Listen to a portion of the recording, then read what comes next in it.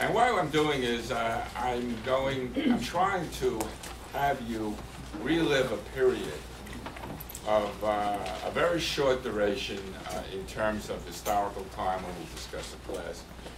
We're going to be talking about December 1860 and January 1861. And Lincoln was elected in November of 1860. And we're talking now about the period when he's awaiting to become president. And Buchanan is still the president until March of 1861. He's got like a caretaker government.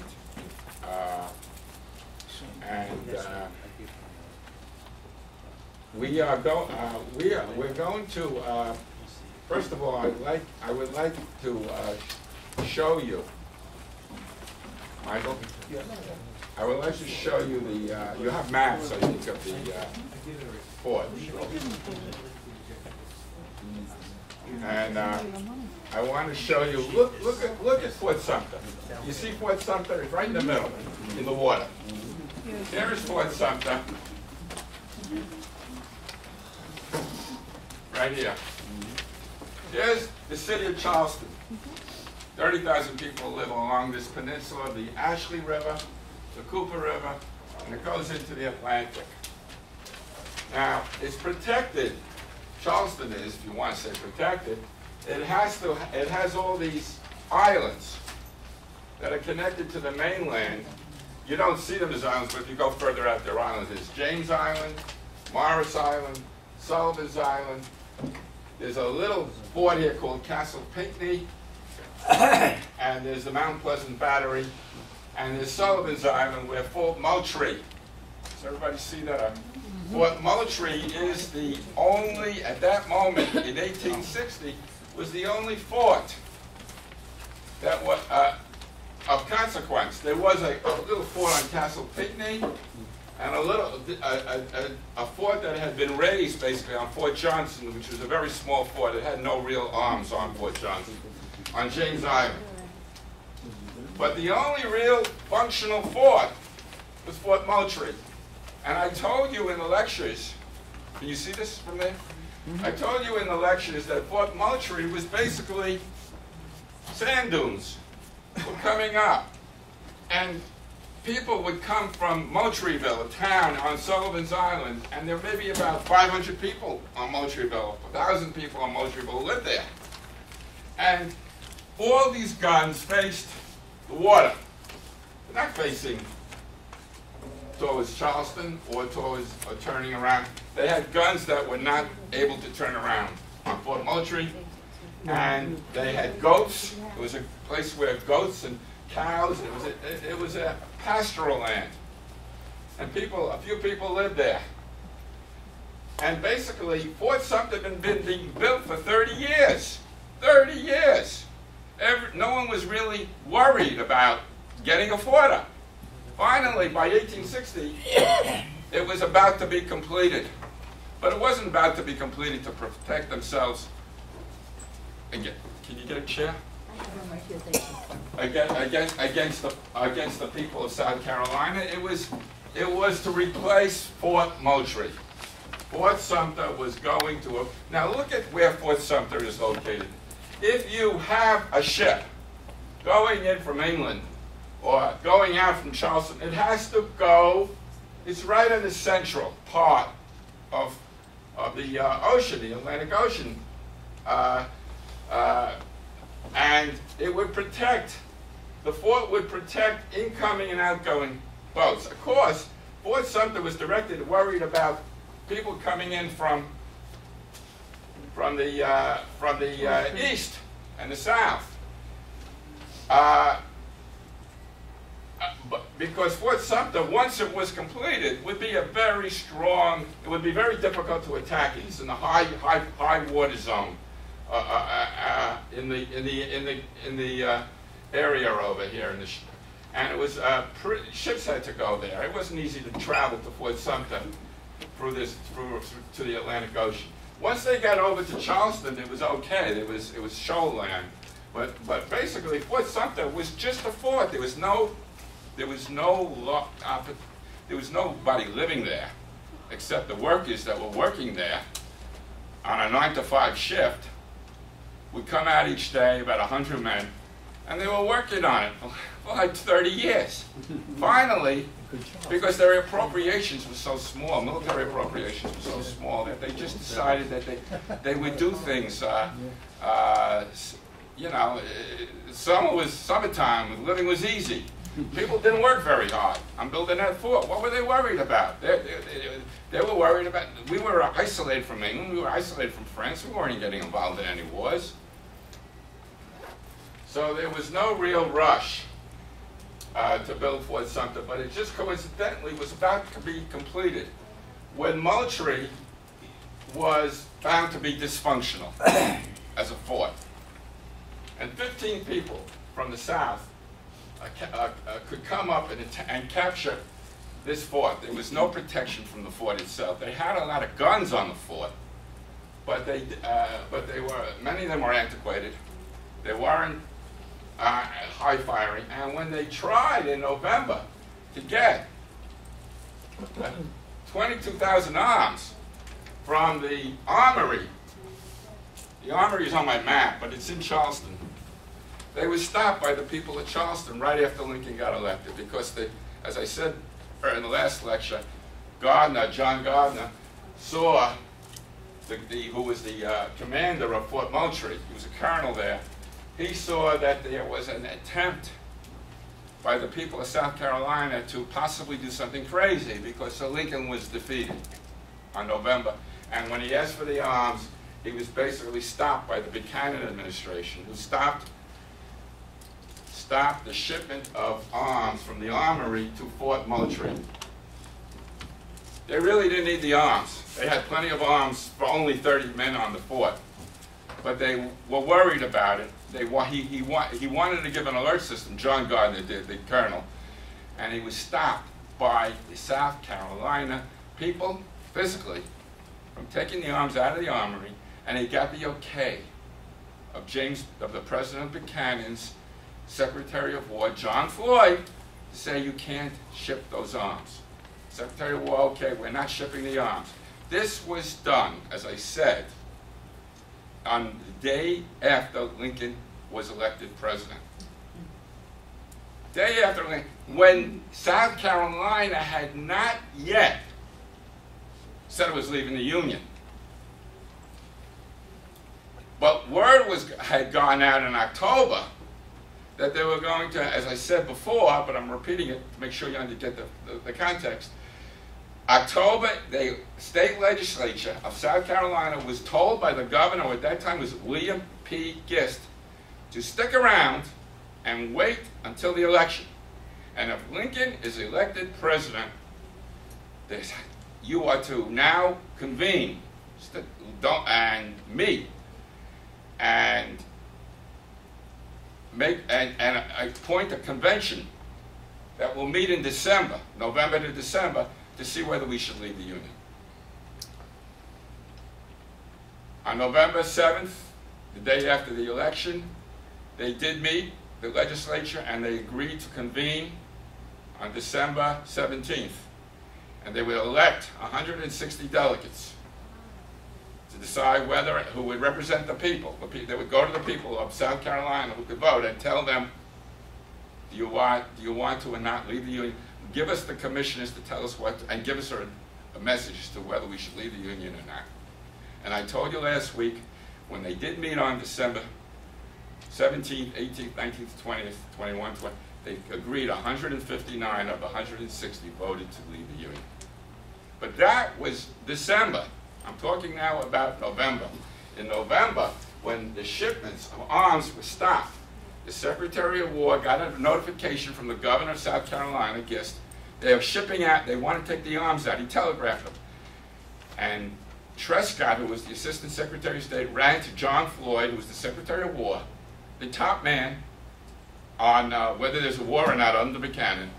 And Floyd, who was from Virginia, said we will stop the shipment of arms. The mob of South Carolina will control what the United States Army does. Now, these arms were not going to be utilized to attack anybody. They were just there for protection. Okay, so now, that's November. Now now let's talk about two things. We're talking now about the protection of the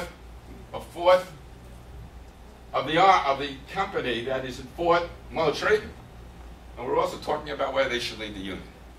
Two things. Now what's interesting is that to us too, and in those days, let's go, it's interesting.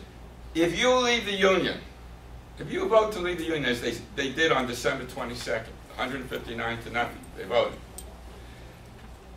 It doesn't mean, does that mean they leave the Union because they say they're going to leave the Union?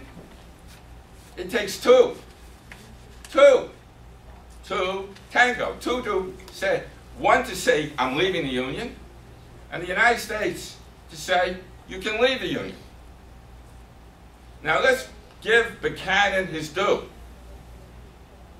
Let's not make Buchanan into a traitor. He wasn't. Buchanan was the president.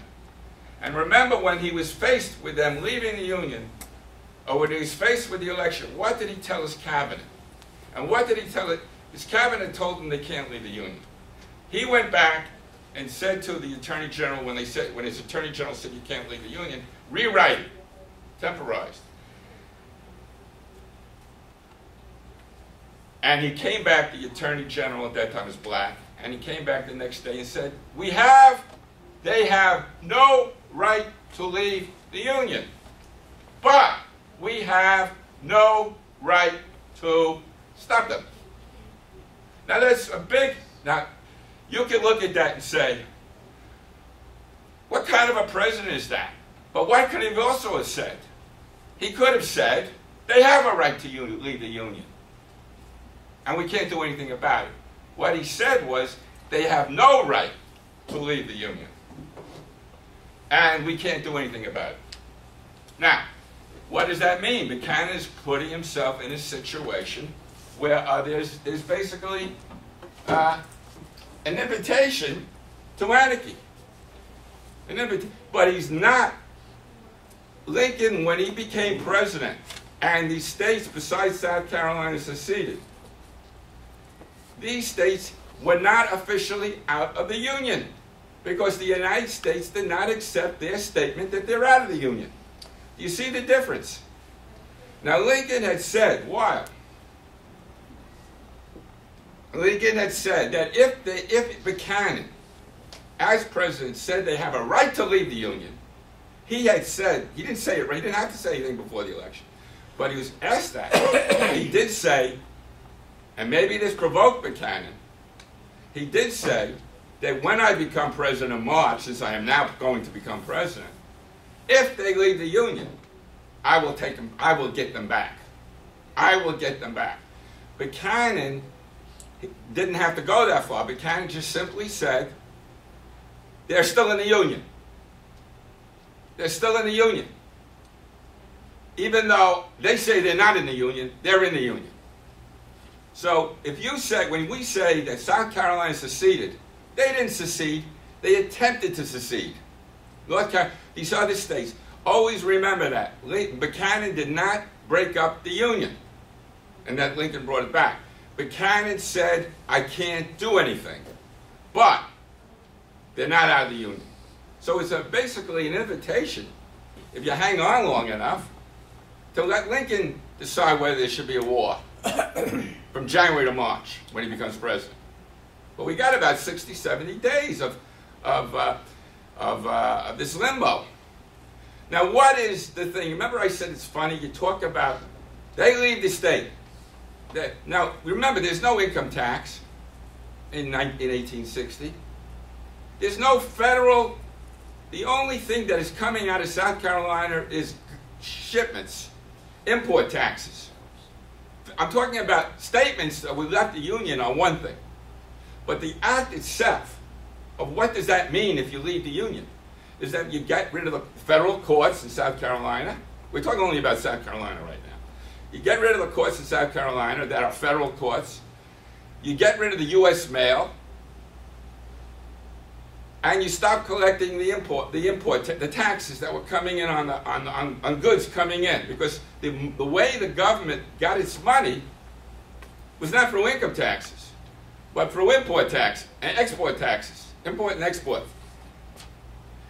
They suspended the post office, although they really didn't, because South Carolina wanted its mail, so they let it go, even though they said they didn't. They got rid of their state House representatives, and they got rid of their 2 U.S. senators, and they said to the federal court, the head of the judge, the head of the judge of South Carolina, the federal judge said, I'm glad I'm no longer working for the United States. I'm closing down the doors. Thank God we haven't had any bloodshed, but we no longer are we do no longer have a U.S. District Court in South Carolina. But they had 100 years of laws that were made by that were not made by the United States, but they were part and parcel. They kept them. They kept the common law. They kept their business, but they just didn't pay homage to the United States. They didn't collect the income tax on the import taxes and the export and import proceeds. Buchanan let them not collect the taxes. But the one thing that he had in South Carolina that he had to worry about was that, let's go back to the map, was that Fort Moultrie and Fort Sumter. Now I told you last week that on December 9th, Anderson has now replaced John Gardner. He's now the major at Fort Moultrie. He's got Fort Sumter and Fort Moultrie. You see them up there. He's got Fort Sumter, he's got workmen still going there, trying to keep the fort going. A great fort, a great protection, and he's got Moultrie, which he can't defend where his men are. And I told you last week that he didn't know what to do. He didn't get any orders from the Secretary of War. If they attacked him, what should they do? So he brought down, the Secretary of War told Captain Don Carlos Buell, at that time a captain, he later became a big general, go down there. I'm not putting anything in writing. Remember, Floyd was basically a Southerner. He was a person that was inwardly trying to get out of the Union, and he was the Secretary of War. But he felt that Buchanan had told him, you've got to protect Anderson in Fort Moultrie. So he relayed the orders to Buell. Floyd did. I'm putting nothing in writing. Tell Anderson he can defend himself.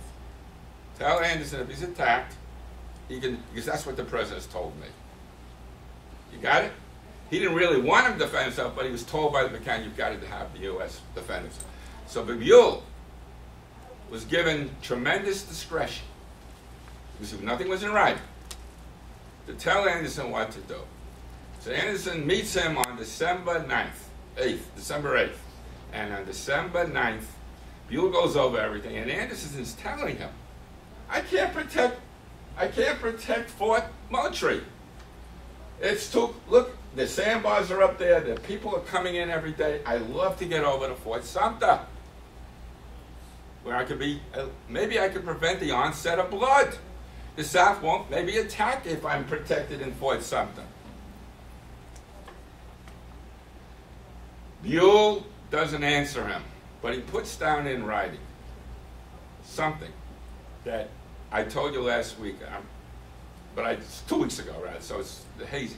He stated in writing, and he gave it to Anderson, this statement.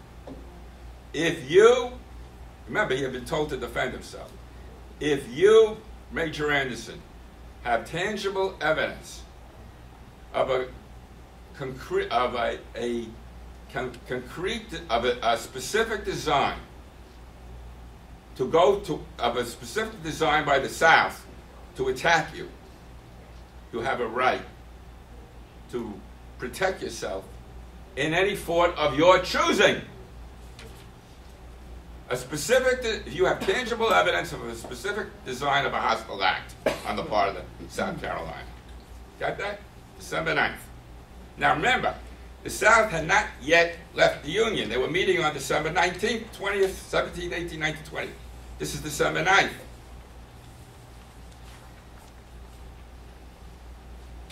Now, Anderson doesn't recognize that his discretion has been expanded, that he's been given a license to get out. Because it's as clear as the day at least today, it's not snowing. It's clear as the day, it's not snowing right now, that there was already a tangible evidence of a concrete act, because he couldn't even get guns over to his fort. They had stopped them. Remember? And they were now going to meet to leave the Union. So he said to himself, I already got it. It's as clear as day that I got the tangible evidence of a concrete act. So I get out of here when I can. As I told you last week, Anderson told nobody, not even his second in command, on the day after Christmas. Now let me say, what was also happening on December 9th? I told you about what Buell was meeting with Anderson and put it in writing, and Buell went back and posted that statement of what he wrote to Anderson. He put it in the war files. Floyd looked at it, and Floyd, because he was, I'll tell you about it a little bit later, he was so involved with being thrown out of the office because of a problem unrelated to anything I'm talking about. He never looked at it. He never looked what Buell told Anderson. He filed it away. The Secretary of the War filed it away. It was put officially in the cabinet, for Buchanan to look at it, and Buchanan looked at it, and you know what, Buchanan didn't see that, but the president, but he saw that. Hey, wait a minute! You're saying you got to give Anderson the right. All Buchanan was thinking was Anderson should not kill himself in defending. So he wrote back, I changed one thing in the letter, that Anderson doesn't have to fight to kill himself. If he sees that his fort is going down, he should surrender it, but only after a fight. You got it? That's what Buchanan was worried about. He wasn't worried about the fact, and he didn't know it, because it wasn't spelled out in the cabinet that he could go to the other fort. But Anderson didn't even realize he had that discretion until a day or two later. He said, hey, wait a minute, I have the right to get over to Fort Sumter from Fort Moultrie. Get out of the fort. On December 9th, there were 3 men that were sent by the governor of South Carolina. I'm sorry, not 3 men, a congressman. The congressman of South Carolina. I'm sorry, the U.S. senators left the Union, but there were still congressmen that stayed. The South Carolinian congressmen that went to the President of the United States. Their names were Porcher Miles, William Porcher Miles, and Lawrence Kite. They were 2 representatives, and they were about to leave the Union with these 2 senators that had already left. And they went to Buchanan on the same day, December 9th. And what did they get out of Buchanan? They said, we want you.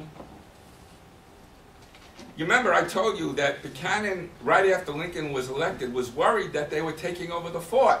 And the Secretary of War told Floyd, the Secretary of War told Buchanan, no one's taking over the fort. No one's taking over the fort. So the governor sent 2 congressmen, Miles and Kite, and 2 others, McQueen and another guy. The 4 congressmen went to the president.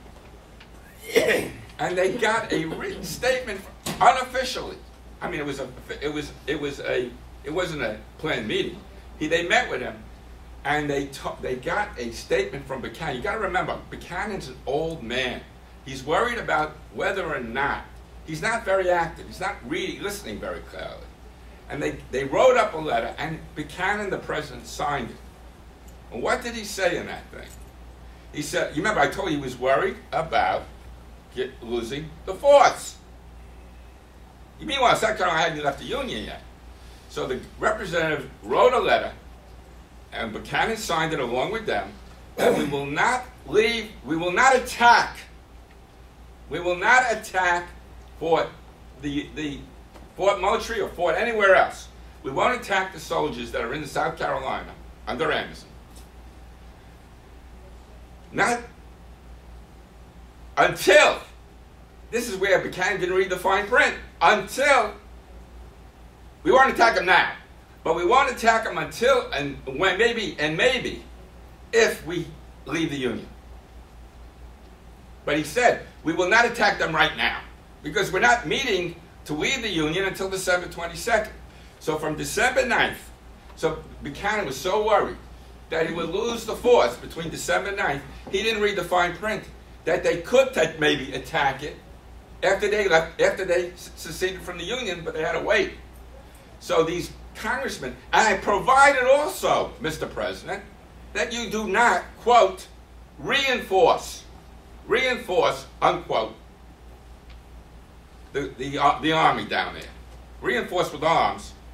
Reinforce maybe with food. Reinforce, just reinforce. Reinforce the army. 2 conditions. We will not attack the fort unless you, if you do not reinforce the fort, and we will not attack the fort until we secede from the Union. Buchanan signed it. Buchanan signed it. Buchanan only remembered that they will not attack the fort. Period. Now, he didn't say when. They want to attack the fort. He could then get a good night's sleep for the next day.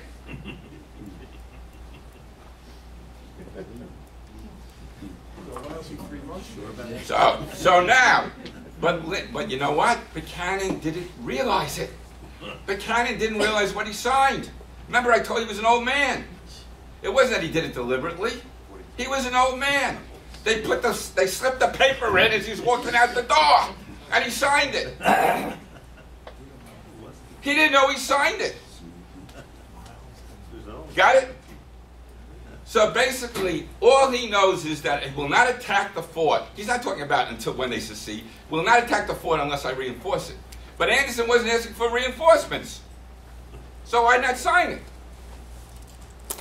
But Anderson was asking for reinforcements because he asked Buell to come down, and Buell told him you have a right to defend yourself by moving out of this fort. Now, I told you on December 26th, the day after Christmas, when everybody's relaxing from Christmas down in Charleston, Anderson tells everybody the 40 or 50 men he has with him, half of them are musicians. He tells the 40 or 50 men of them, get on a boat, put on raincoats. It's 6 o'clock, right, when everybody's eating supper. And at 6 o'clock on a Sunday, they all quietly, and I told you that while he's going across the river, he had, can you go back to the map? You see where Moultrie is? Moultrie can attack Sumter with its guns if you're taking a rowboat, as they all were doing.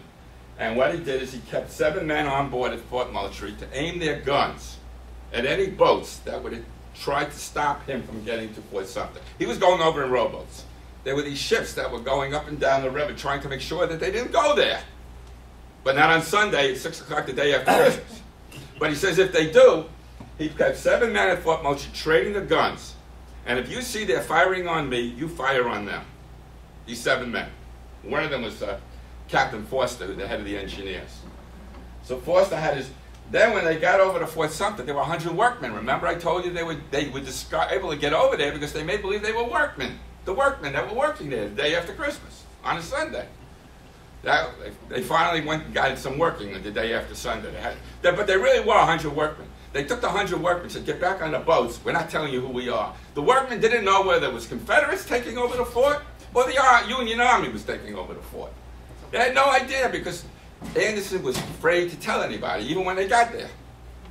So they came in with their raincoats, and they told the workmen, get back on the boats. The workmen went back on their boats. They raised the flag at Fort Sumter. Now they had to put the guns up, and they had guns about ready to go. And Fort Sumter, Anderson thought he had the approval not only of the North, but he also would save face to the South. Because now, 15 men couldn't get up to Fort Moultrie and attack it. 15 men couldn't get up. They could, but they couldn't get up to Fort Eustis and Fort Sumter and attack it. You got it? It's now got guns that face in all directions. that would circle around and could protect. As soon as it went over, remember now, Anderson doesn't have any telegraph. He can't contact U.S. He's done this. There's no, but the South does. Who do they contact? They don't contact the President of the United States. After all, it's basically, now remember, this is December 26th. On December 22nd, they had agreed to leave the Union. So they're not going to be under the nominal command. At least South Carolina's thought was, why do we have to tell anybody in the U.S. government? We'll tell our representatives in Washington, who was Trescott, who was the Assistant Secretary of State who had resigned. And now he was working as the liaison to start the war, to start the secession, not the war, to start the secession. So they telegraph, the governor is now. At the same time, there's a new governor. The day that Gecht is no longer governor, it's now Francis W. Pickens. Francis W. Pickens was governor on December 18th. Francis Pickens felt just like Gecht did. He had been there to see the secession of South Carolina on December 22nd. And he sent 3 representatives. Michael? Yeah. The names?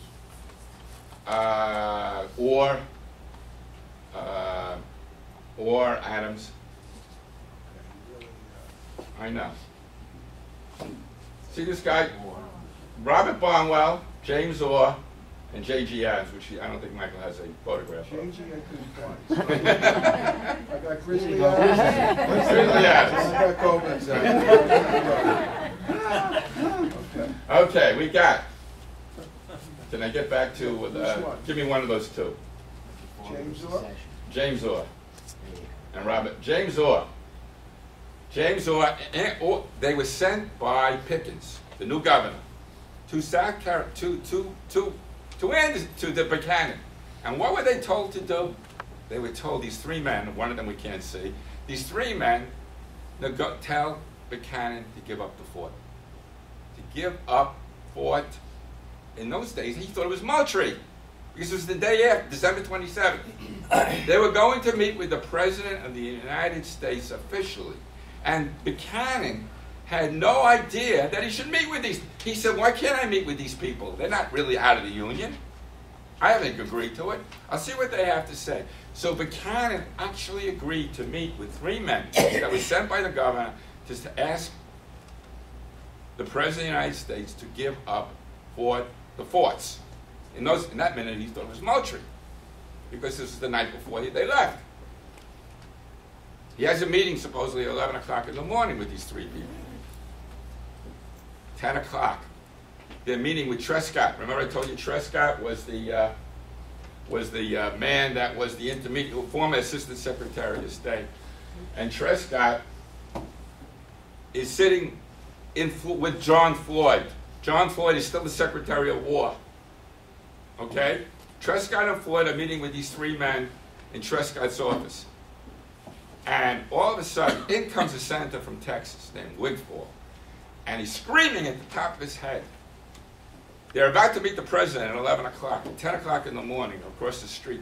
Do you know what happened? Remember, the South gets the telegram. The President of the United States doesn't know what's going on. Because nobody knows. Because Anderson doesn't have access to a telegram. It's done surreptitiously. He says, they took over Fort Sumter. Floyd says, it's against, Floyd's the Secretary of War. He tells these 3 men, I can't believe it. I refuse to believe it. It's against my orders. I'm the Secretary of War. They can't take over. Remember I told you that little thing that was sent by Buell? Floyd looked at it, was worried about something else, and he put it in the copper. He put it away. It was in there that basically you can move into another fort. But he didn't remember that he had it. He says, there's no way. It's against my orders. It's against my orders. They ran to the president. And while they ran to the president, they brought in Jefferson Davis, the senator from Mississippi, and Hunter, the senator from Virginia.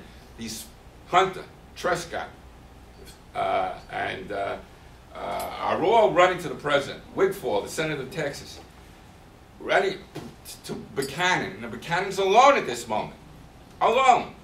And they run in, and Jefferson Davis, who's the senator from Mississippi, says to the president, "Have you heard what's going on down there in South Carolina? Do you know what happened yesterday?" The president says, "I don't know anything about what you're talking about." And they said they took over, they left the fort, Moultrie, and they went to Fort Sumter. And you know what Buchanan's statement was? He never looked at he never looked at that letter. He says, "It's against my orders." Why did they do that? And he was about to make an order right then and there to rescind that order. But he said, at the last minute, he said to himself, "I can't do this without consulting Anderson. I can't do this without consulting the man who did this. It was against my orders, but I can't do this without consulting." Wait a day or two. While that day or two was waiting, what do you think they did, the South did? They took over Fort Moultrie. They took over Castle Pinckney. They took over Fort Johnston. In other words, he went to Fort Sumter, Anderson did. And by doing that, when they went over to Fort Sumter, the South Carolina took over Castle Pinckney, Fort Johnson, Fort Moultrie, which was spiked. In other words, those 7 men left and spiked the guns, make sure that they couldn't fire on Fort Sumter. But the Southern Confederacy, the Southern Militia, took over all the other forts. And that, you would say, that's an act of war. But they claim they did that because Anderson had committed an act of war by moving over to Fort Sumter. So it's all evened out. Now Buchanan said, "I have to consult with Anderson." 2 hours later, he's got a cabinet meeting. Now I told you last couple of times, I told you, we're going to go to 12, all right? I told you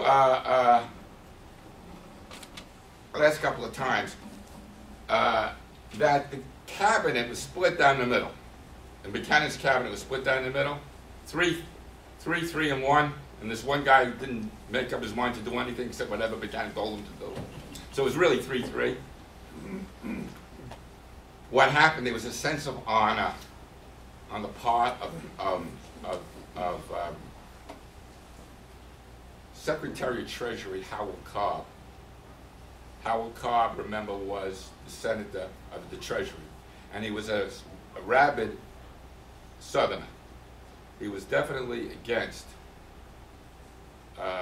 He was basically working behind the scenes, but he did do one honorable thing. He told Buchanan, "I have to leave the cabinet because Georgia is about to leave." I'm from Georgia. Georgia is about to leave the Union. I'm pretty sure Georgia is about to leave the Union. South Carolina was about to leave the Union. I may as well get out because I'm not going to be able to work for the United States and work for the state of Georgia if it's leaving the Union. So Howell Cobb left vacant the Secretary of Treasury. And in his place, they put a non-entity by the name of Philip Thomas, who couldn't really say it, wasn't a spokesman for the South, but he was from the South. In addition, the Secretary of State was Lewis Cass, C-A-S-S. I told you, he was a very old, weak man, very enfeebled. He had been a very powerful man, but he was about 75 and he was really weak. He protested that Buchanan was not doing enough. So he left. He left for the opposite reason. He left because Buchanan wasn't doing enough. So who became Secretary of State? The Attorney General, Black, who was a Union man. The Attorney General. That left a vacancy in the Attorney General's office. Who filled that seat? The man who filled that seat as Attorney General became the Secretary of War for Abraham Lincoln. Edward Stanton. And if you can recall about Edward Stanton would tell you what he said no matter how. He was put in as Attorney General. And that day, remember, it was December 27th. It was his first meeting. He had been appointed Attorney General December 26th, or December 20th, or just before Christmas. His first meeting. He's now the Attorney General. He gets in there, and he says, December 27th, he says, the first meeting with the president, he says, you're a traitor, Mr. President, if you deal with these people, these three men. And you will be hung to our hat. Here's the man who's just first day in office is calling the president a traitor. This is how crazy it is. Now, Black is Secretary of State. Now he's got a little bit more. I mean, Secretary of Treasury. Now he's got a little bit more. I'm sorry. The Black, Secretary of State. He's got more power now, and you got his Attorney General Stanton. Now it's suddenly going the way of the North, because as I told you, Buchanan would always listen to his cabinet. And there was just so much that Buchanan could take. After all, the South had taken over those forts.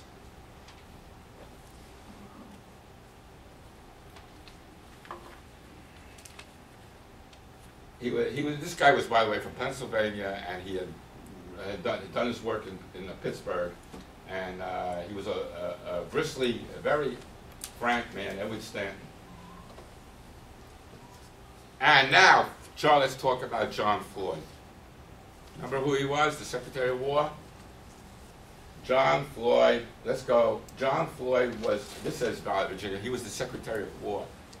He was still, on December 27th, he was still Vice Secretary of War, but he was about to be thrown out of office.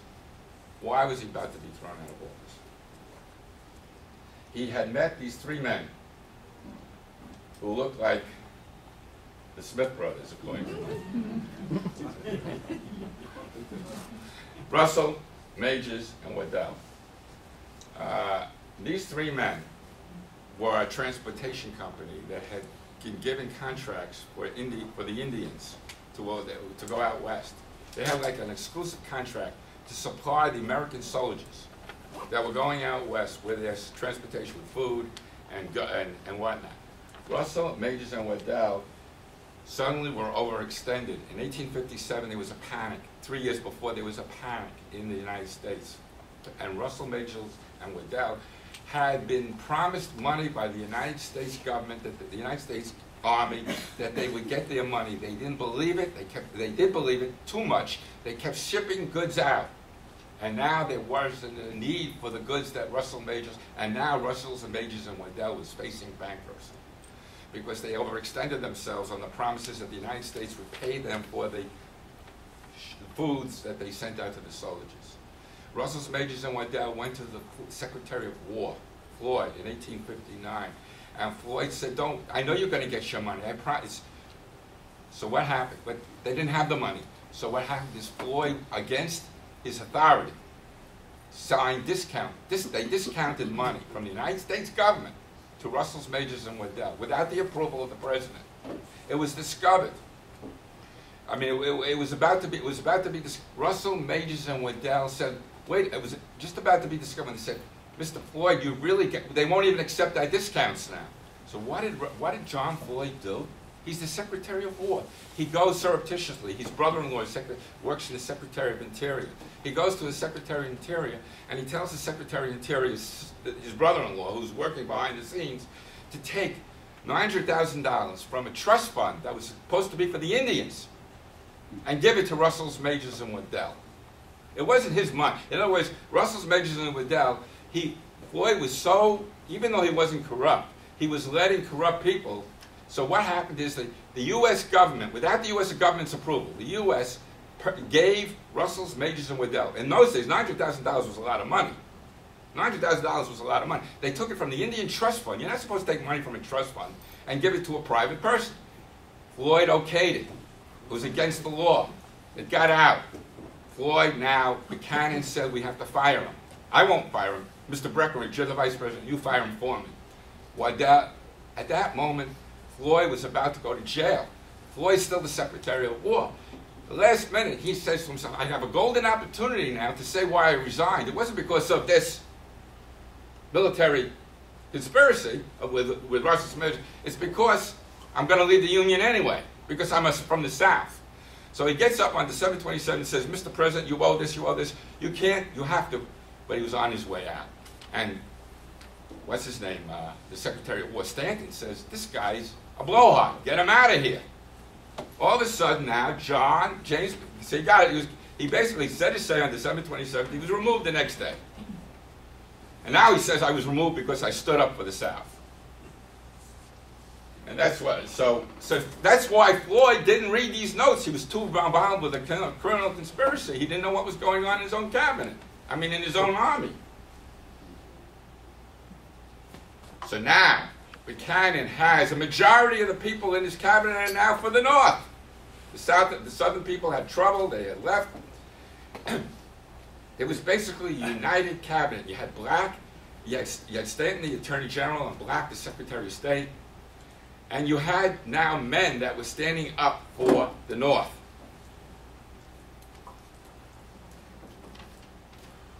So,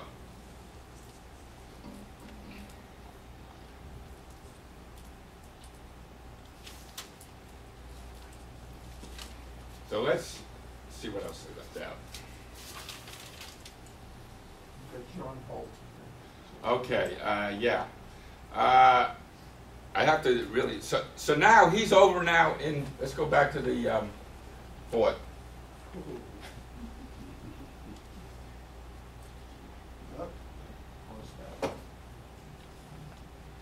Yeah, just talk. All right, John, he's now at Fort Sumter. The South, the governor is Governor Pickens. There's a Pickens has asked, oh, so going back to those three men that were meeting with Buchanan, because of people like Stanton saying he would be a traitor to meet with them, Buchanan decides no longer to meet with them. They are asking him to give up the fort. He refuses to give up the fort. In fact, he says, I have no further say with you. I have no further say with you. Go back to South Carolina. And you should see the statements that these three men did. These three men, or Adams and Barnwell, said, we never had a country. I never had a country, the country of South Carolina, ever. You ever have a country that was threatened by a fort from a foreign power? A fort, Fort Sumter, that a foreign country should control our port? It was like the victim was the South. Instead of, why did you take over the fort? Why did you try to secede from the Union? So, Anderson now is in Fort Sumter. Now, as I said to you before, the people of the North didn't really recognize the secession of these states. On January 9th, a month later, Mississippi left the Union. January 10th, Alabama left the Union. January 11th, Florida left the Union. 3 states in a row joined South Carolina. Then Georgia on the 19th or 20th of January. Then the state of Texas. So you had South Carolina, Georgia, South Carolina, Georgia, Alabama, Mississippi, Texas, and Florida, and Georgia. Those states left the Union. But the United States people were not that upset about it because they didn't see anything tangible, because the United States didn't recognize the secession.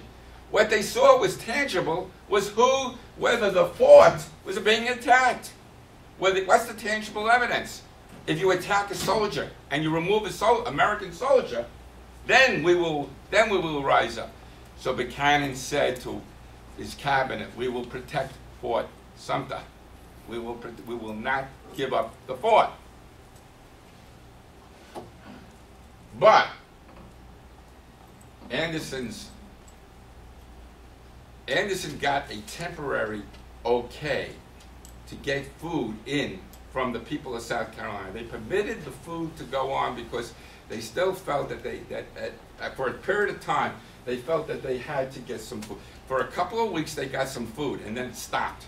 The people of South Carolina said, this is not good. We got to stop them. We got to starve them out. Started to starve. But that was just about 2 weeks after that. So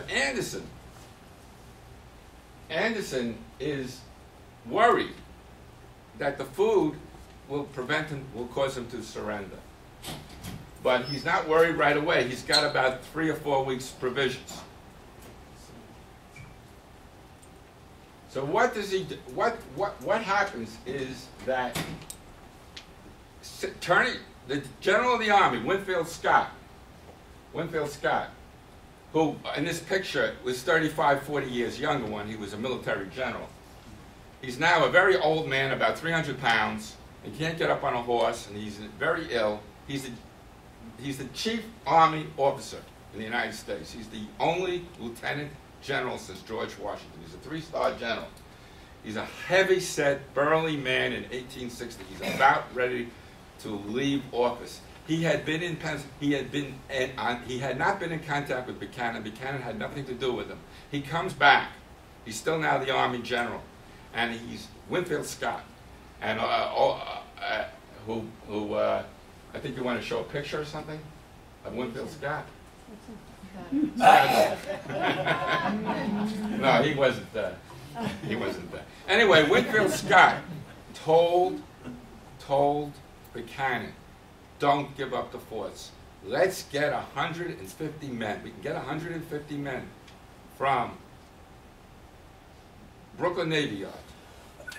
Ship them down with guns and food to something. And on the New Year's Day, January 1, the okay was made by Buchanan to take a ship from New York to send a ship down to South Carolina. But then James Buchanan said to himself, I can't send a ship. I can't send an army ship with guns. I have to send a merchant steamer and do it quietly. In other words, a ship that doesn't look like an army ship, because the South said that if they see a hostile act, they're going to fire upon them. So I'll slip in a ship. And what did they do? They took another ship from New York called the Star of the West, a merchant steamer without guns on it. And they put 250 soldiers on board this merchant steamer with guns under the name. There it is. Star of the West. It's a merchant ship. They bring 250 soldiers on board the ship. In the dead of night on January 3rd, they leave New York. They leave the Brooklyn Navy Yard. Meanwhile, on January 3rd, they don't tell Anderson they're doing this on January 3rd. On January 4th, he leaves. The Star of the West leaves. They send a telegram that the Star of the West has left. We want you to know you're being reinforced. You're getting food, and you're getting guns. And we're getting 150 men on board the ship. 250 men on board the ship to protect you. Star of the West goes out. Meanwhile, Anderson never gets the telegram. He doesn't know the Star of the West is coming to reinforce him because the telegram gets intercepted by the South, or he just never receives word. Now, there's no telegram on the Star of the West. There's only a telegram from Washington which says we're sending the Star of the West. It just left port to protect you. Anderson sends a cross telegram, not knowing that a telegram has been sent because he never received it, in which he says, I do not need right now reinforcements. Don't send any ships because it might start a war. Don't send any. Now the Star of the West doesn't have a telegram. It's going there with 150 men, with food, and the United States says Anderson doesn't want us to go there. They get back from Anderson that they're not supposed to be there, that he doesn't want them there, but Anderson doesn't get word that they ever left. So Anderson thinks that they're going to listen to him. They're not going to send the ship. Meanwhile, the ship is on its way from New York. On January 5th, it would cross telegram the day after it left. On January 4th, the U.S. rushes around. What can we do? We can send a ship from Virginia called the Brooklyn. An army ship. Remember I told you the Brooklyn was supposed to be the first ship. We'll try to intercept the Star of the West coming down from New York. Brooklyn will stop the Star of the West because Anderson doesn't want us to go down there. Unfortunately, the Star of the West went too quick, and Brooklyn couldn't find it. And there was no telegram, and they couldn't find the Star of the West. They were following it, but they didn't know where it was. It took January 9th, January 8th, excuse me, the night of January 8th, Star of the West comes in. Now the Star of the West the Star of the West thinks that Anderson got a telegram, which he did, but he never got it. I mean, it was sent, but it wasn't received. That said that we will protect the Star of the West. We will protect you from the fort as you come in. So don't worry, you don't need arms, because the fort will protect you. And when you're going in the middle of the night, we don't want anybody to know you're a secret ship. So now let's go back to the map. Do you see how it's coming in from the north? And now you see how it makes a turn. Well, what it does, I don't think you show it here on the map, but it's on the map I gave you. The star. Is there another? No, that's good. All right. Let me just tell you this. What do you think? You remember I told you that the South captured all these forts? Did I tell you that? I didn't tell you that. There was a group in the South called the Citadel. You ever heard of the Citadel? Yes. It's a South Carolina cadet corps. It's got 17 and 18-year-old kids. There, let's go back to the map for a second. They're right here in the Citadel battery. It's kids. Men from the cadet corps of the Citadel. And they're told that if a ship comes in, fire on it. 17-year-old kids can start the United States Civil War. There's nobody there running it.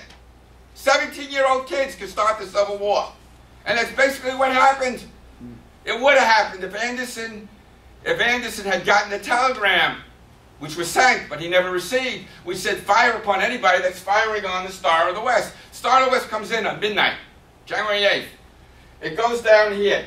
What's it worried about? It's worried not about the Citadel. It's worried about the guns of Fort Moultrie. So it goes down to get out of the way of the guns of the Fort Moultrie, and it's going to come around to Fort Sumter in the middle of the night in the morning of January 9th. To come into Fort Sumter and be protected. And they say that the guns from Fort Sumter will protect them if they're fired upon.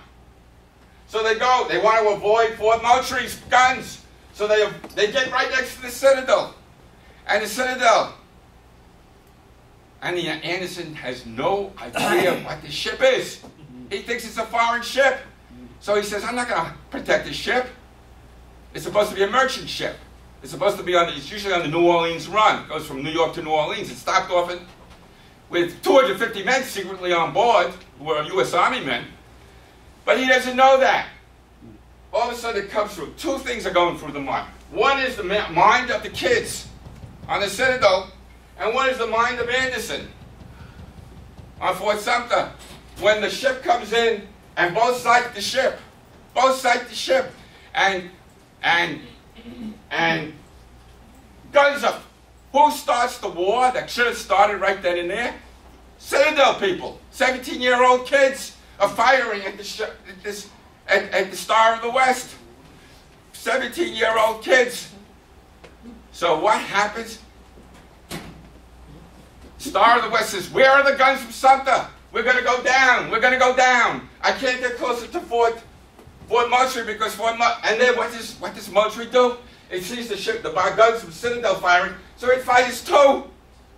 So you got guns from two different positions, Moultrie and the Citadel firing at the Star of the West.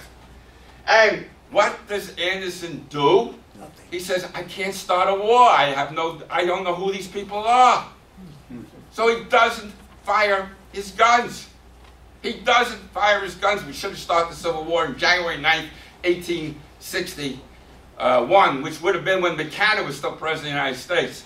He doesn't do that because he says, I can't take the chance. This could be an adventurous ship. I don't know what it's here for. These people are firing at it. They want to go to war. The South wants to go to war. The North doesn't want to fire back. Anderson throws down Doubleday, Abner Doubleday, who's the guy from baseball. He's the captain on the fort. He throws down his flag and yells at Anderson. What are you doing? You got a fire on the ship. You got a fire to protect that ship. Anderson says, I can't do it. So what does the guy in the Star of the West do? He says, no one's protecting me. I'm going to go down in 5 minutes from either the guns at Fort Citadel or the guns at Fort Moultrie. He hightails it out of here. He hightails it out of here and he goes this way. War was averted because the Star of the West thought that something would protect it, and it didn't, because Anderson didn't have, you could say, he didn't have the courage, or maybe he had the foot. He says, I can't take a chance of starting a war. I got no, who am I to start a war? I'm not firing on this, protecting the ship. Sure enough, they went back north, they never got their food. Remember, Anderson didn't want the food. But now, Doubleday, the people under Anderson, 2 more minutes, people under Anderson are fuming. So what does Anderson do? He says, he meets his officers, Doubleday and what? He says, I'll close the port, provided I get word from the governor of South Carolina, who is Pickens, that you okayed this. Now you got to remember there were guns not just from the Citadel, the 17-year-old kids. The guns were also coming from the other side, Fort Moultrie. They were firing from, is it coincidental? If one guy accidentally fires guns, it's okay, maybe it's an accident. But you have 2 positions where they're firing at, Citadel and Moultrie. Obviously the governor had okayed it, because there were 2 separate positions. Pickens is now realizes, he gets a telephone call. I mean a telegram, excuse me, a telegram from Jefferson Davis. Jefferson Davis, remember, Mississippi went out that day, January 9th. Don't start a war until we get together. As we are getting out of the Union with you. Don't start a war right now alone. So Pickens, the governor, says, he says, I did okay it, Mr. Robert Anderson, Major Anderson. I did okay the firing of the guns on the Star of the West. And Anderson says, I'll close, but he says, since you didn't fire on us, let us go to Washington. And I'll send a man, and you send a man. And Anderson sends Norman Hill, a lieutenant, and Anderson sends his attorney general, Pickens sends his attorney general to meet Buchanan and to avoid the war. And why did they do it? Because Jefferson Davis told the governor, wait, build up your fort, build up your arsenal around Fort Sumter, and make sure Sumter doesn't get any food, doesn't get any arms. You've done your job, keep it up, but don't start a war until we join you. Okay, I think I've got that enough for today. Does somebody have the appendix sheet? Yes. Any questions? Jerry, I gotta go.